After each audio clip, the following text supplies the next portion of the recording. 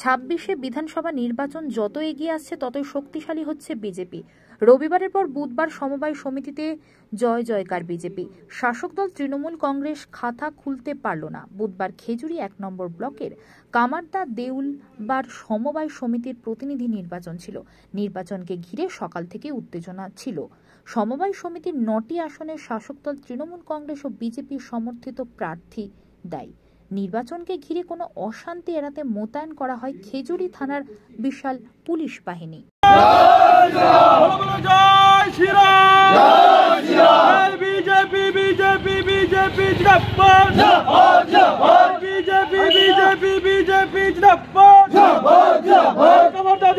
কৃষি উন্নয়ন সমবায় সমিতিতে জিতলো কে? বিজেপি।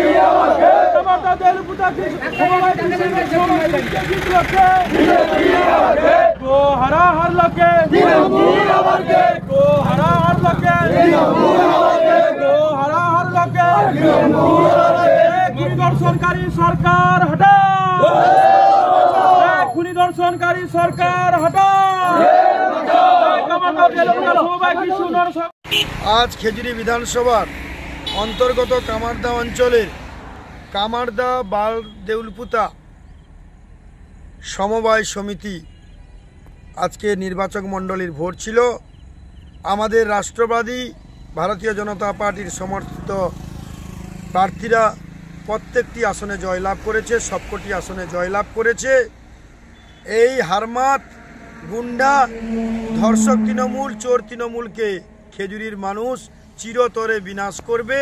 2026-এ বিধানসভা ভোটে এই খেজুরিতে একটিও ভোট তৃণমূল পাবে না।